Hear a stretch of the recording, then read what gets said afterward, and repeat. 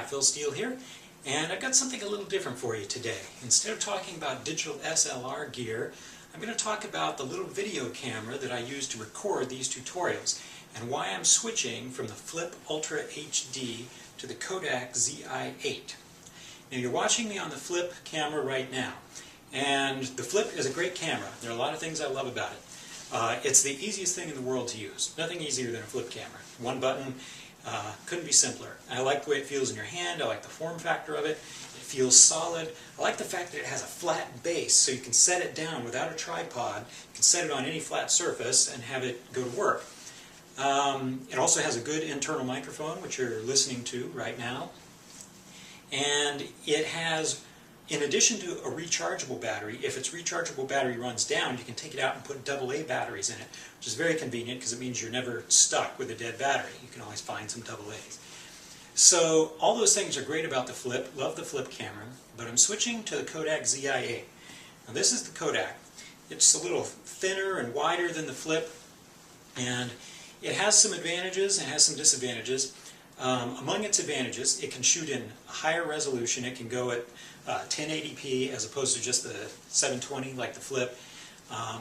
It has the ability to do 60 frames per second at 720p, which is great for sports or fast-moving subjects. It has more memory, or the ability to have more memory, which is both an advantage and a disadvantage. The disadvantage is you have to buy a memory card to go in it, so that's a little extra expense, but you can put a big memory card in there and get more shooting time. It has a nice big screen on the back, bigger than the Flip camera screen, and that's nice. It can do still photos, which is cool. But those are just minor advantages in my book. There are three things about it, though, that are important for me, and reasons why I'm switching. One, the least of them, is the fact that it has this little remote control, which only costs about 10 bucks, but it's really handy. Now, if you just take the camera out and you shoot your friends, this may not matter to you, but if you do what I do, which is stand in your living room and talk to the camera yourself, having a remote control to turn it on and off without having to run around to the back of the camera all the time is a big plus. So, little remote is cool, but more importantly for me, the Kodak has a little switch on the top that you can flip to put it in macro mode, where it can focus on things very close. Now both the Flip and the Kodak normally focus from about a meter away to infinity. So anything inside that meter range, it can't really focus on. But the Kodak has this little switch that will make it focus on something about this far away from the lens. And you don't have a lot of flexibility, you kind of have to be just right at that spot. But this matters a lot to me, because if you've watched my tutorials, you know one of the things I like to do is show close-ups of camera controls or flash unit controls. And I simply cannot take those close-ups with the Flip camera. And the Kodak can do it. So that's a huge, huge plus.